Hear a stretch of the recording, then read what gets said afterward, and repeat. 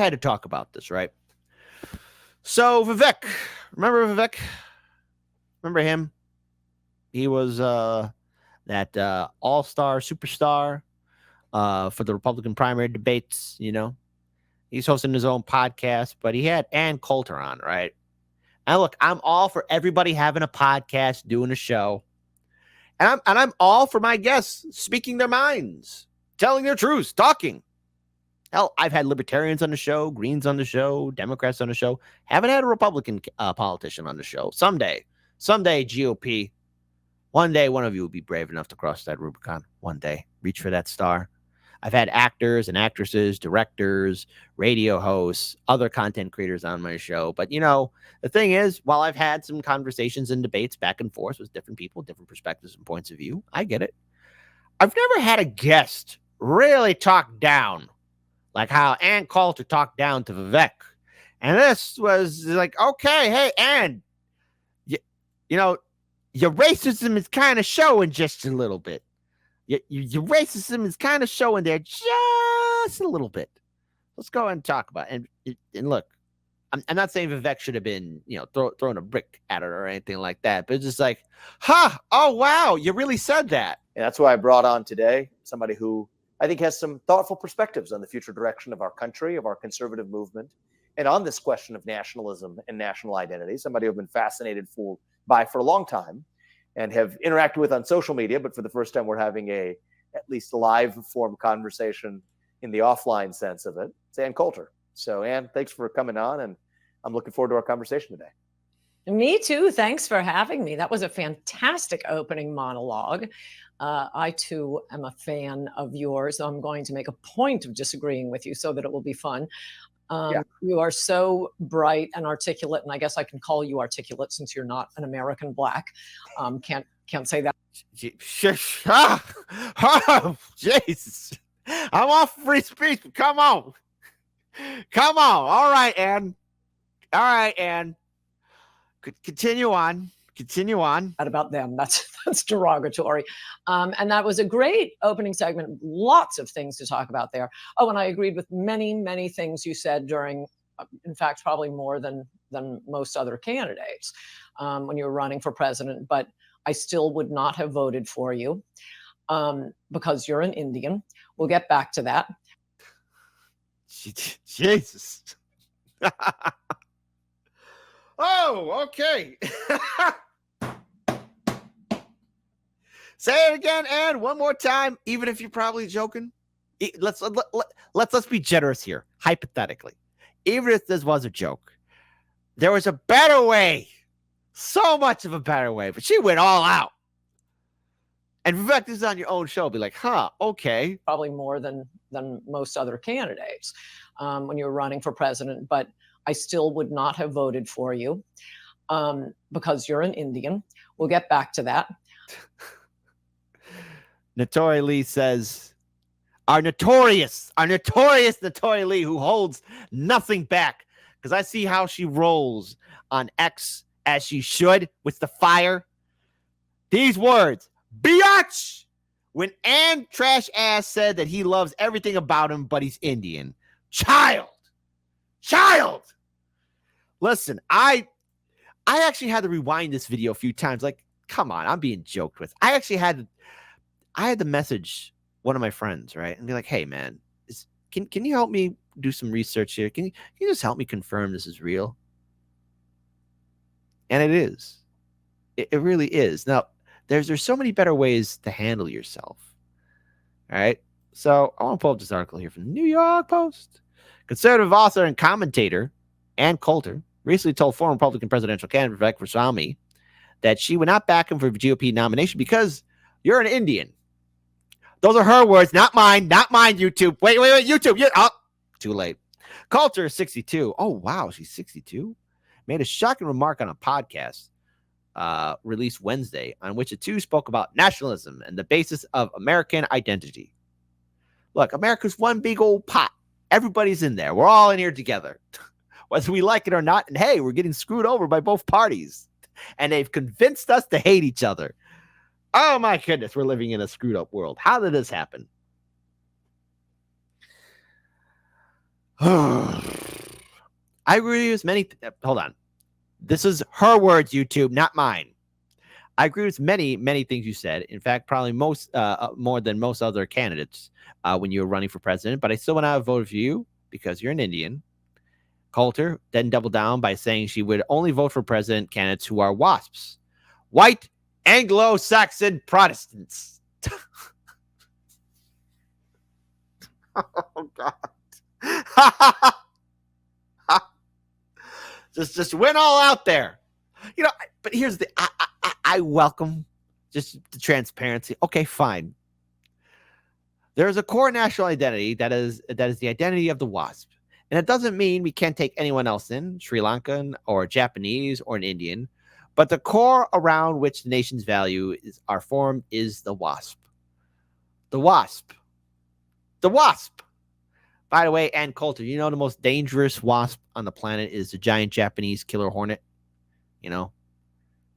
Those things don't mess around. We've never had a president who didn't at least have partial English ancestry. And Coulter continued, adding that if any of Ramaswamy's children married a member of the Daughters of the American Revolution, she would definitely vote for them for president. God. Holy cow. Okay. Wow. Damn. Hold on. Wait. My audience is having some fun here. Christian Grado says, damn, are we back to the 1950s thanks to Coulter? That's right, the 1950s. So we're doing the old 1950s style dance. Hey, if you don't want to laugh, just to see the people in the 1950s dancing at the malt shop. Remember malt shops? Remember those used to be a thing? I remember that. So does Petrick Farm. Let's see. Richard Brambert says, Wasp wouldn't be so bad if it weren't for the venom. Oh, absolutely. And wait a minute. Hold on, folks. Wait a minute. People are saying that she dated Dinesh D'Souza? Whoa. Hold on. Okay, I got to check that out just to confirm that, right? I didn't know that. And what? I can't believe it. I just can't believe that. All right, so hold on. Let's just see. Okay, because a lot of people were talking about this, right? And I want to pull up everybody's favorite duo. Give it up for Bree and Robbie. Robbie, you kind of step in it a little bit, but you know, hey, we love you nonetheless. Let's go and pull up this video here, just to hear their commentary. Well, I just double checked to see if Ann Coulter really did date Dinesh D'Souza. From there, if you're born there, if you move there, yada, yada, yada. But Ohio has that claim to fame. So this is facially racist. And I got to tell you, I was reminded of something I experienced last weekend at the Due Dissidence Conference. At one point, one of the we were arguing the merits, whether Israel is a just war. I heard. And one of the other the people who are arguing that the siege on Gaza and the genocide there is in fact just, said, well, I asked about the right of return. And that's fundamentally what Palestinians have been arguing about for 75 years and wanting for 75 years. Is we can't have, they simultaneously argued, well, Israel is a democracy and great and better than the Arab world because we have Palestinians living here. But also you can't allow more Palestinians to come because Palestinians can't live side by side with Israelis. They're not like Danes. You can't have them immigrate to your country. They're not like Danes. Turns out it did happen. Those two did date. Now, have you met every Danish person? Are you saying that every Danish person is more justified to immigrate to Israel than every Palestinian person? Even as you just now said, millions of Palestinians live in Israel peaceably side by side with Israelis. Like, you can't have it both ways. And the whole audience applauded. An audience full of people saw absolutely no issue with the idea that you would say because someone is Danish, a white European Dane, they are constitutionally by a feature of their national identity and ethnicity, more suited to being allowed to immigrate to a place than every Arab person on the planet. And that, to me, is the same kind of facial flagrant racism that we see exhibited by her here. And the kind of which you hear in these kind of spaces all the time, that rarely gets any pushback, because if you push back against it, you're told it's not really racism, you're being melodramatic, there's other characteristics, or people start just. You know what?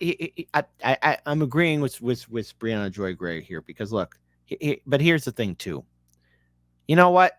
Just the mask off. Just tell us how you really feel, okay? That's how I feel, right?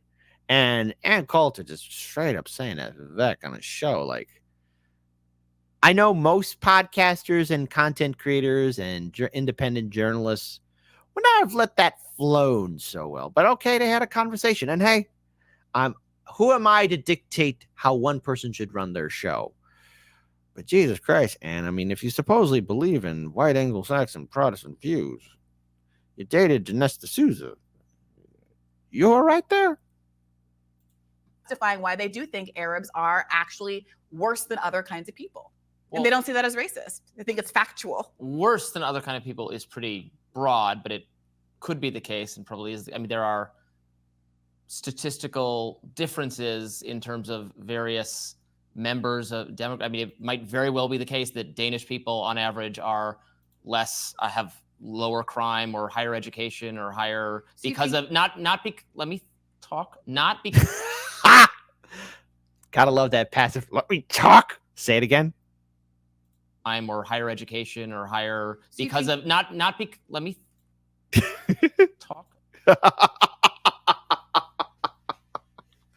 Oh, I love it when these two go at it. It's hey, Robbie, man, you got to have a Snickers bar, and Bree, put some whiskey in your coffee. I just gotta wonder if those two, when they wake up in the morning, you know, hey, we all have that moment we look at the look at the mirror and say, oh, you can do it. You can do it. You just gotta boot up, suit up, and deal with the day. Not because that is racially specific or has something to do with genetics, but is the reality of that culture or part of the world, that it has certain advantages that are pre-existing. It's not because it's inherited or biological, but that doesn't mean it is not true on average that a person of this ethnicity or national origin has X, Y, or Z traits more likelihood. Like, that is just true. That doesn't tell you anything about a person fitting that description. That's why I wanted to cover this Ann Coulter story too and talk about it just right here. 7 minutes, 34 seconds in for this video. That's Brianna Joy Gray just looking right there like, yeah, that's me. You're probably wondering how I got here. If that's that's one of the many faces of, yeah, that's me. You're probably wondering how I got here. I'm so sorry. No disrespect to Bree. Keep on doing the great work, but Brianna, that's a perfect face right there. That's a perfect face right there. Yeah, that's me. You're wondering how I got here. And like what that person is, but on right, averages tell you are anything real. About that person is. So we're making immigration rules, judging individuals on the basis of whatever presumption I'm not making any immigration rules about the inherent violence of various kinds of people, or the inherent negative qualities of various kinds of people, and that is called racism. That is called prejudice, when you prejudge someone on those kind of basis. And that's exactly what Ann Coulter just did to Vivek Ramaswamy, someone who she actually knows about, has read about, has listened to, and says that she affirmatively likes, but would not vote for him because of the race that he is. Okay, but we all do a certain amount of prejudging based on group character. We all do, Robbie. Come on, Robbie. No, you don't, buddy. Dude, you need that. He needs like 3 Snickers bars, man. Hell, dare I say it, man? Somebody get him like a breakfast sandwich, like a McDonald's breakfast or something, man. Because, man, you got to be on point. Characteristics, right? Because they are correct on some level. Like, you would rather be in a room with a bunch of lefties than Republicans, probably. Because no, I'm actually. Here's the thing. Don't make that judgment, Robbie. Because here's the thing.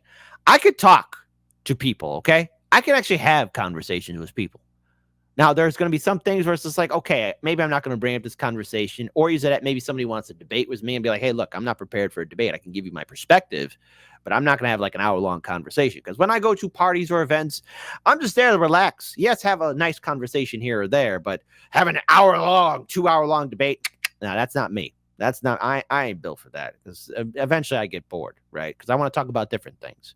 But I could talk to conservatives. I've talked to Trumpers. I've talked to libertarians. I've talked to Greens. I've talked to socialists. Believe it or not, I've had some very nice back and forth conversations. I've talked to people who are the boomer generation, the Gen X generation, my fellow millennials, and yes, even Gen Z. Sure, why not? You know, it's okay to have an open mind. I'd rather be challenged by different perspectives and points of view than to live in a single orderly world where everything's the same. It gets boring. Don't make an assumption, Robbie. How dare you?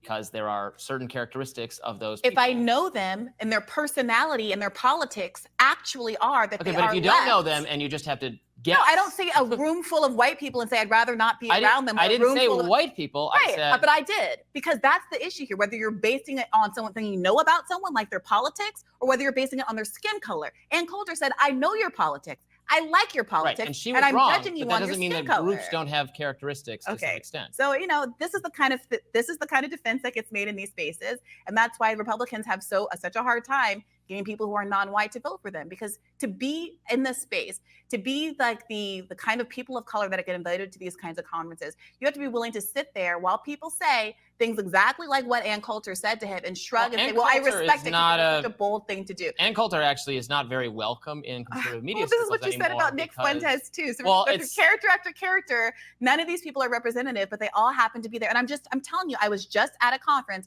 where one of the largest applause lines in the room was the idea that Danish people are constitutionally fit for immigration in a way that Arab Palestinians who have been kicked out of their home and been refugees for 75 years are not fit to return home, even though in the same breath, one will argue that Israel is a wonderful place because Arabs and Jews live side by side peaceably. Well, I don't know about that comparison, but there are I do. People who want the people and a lot of Americans. Robbie. Look, lovely. You dug that hole and you dug it deep. It's fine, buddy. I'll pull you out later, okay? Let me go get some lunch and I'll come get you a little bit later, okay? There you go. So what can we take away from this, okay? Like I said, this election cycle is going to get crazy. I said that there's going to be madness and insanity all around. But it is what it is, and we have to take this as a learning lesson. Folks, I wish for there to be a better future. Truly, I do. And I want there to be peace in our time. I want there to be understanding. I want people, to speak to each other. But always just remember, you're always going to be running into people that just take it a little bit too far and show you how they really feel. Let this be a learning lesson, especially when one day if one of you wants to do your own show. Just don't sit there and take it like Vivek did. That ain't right.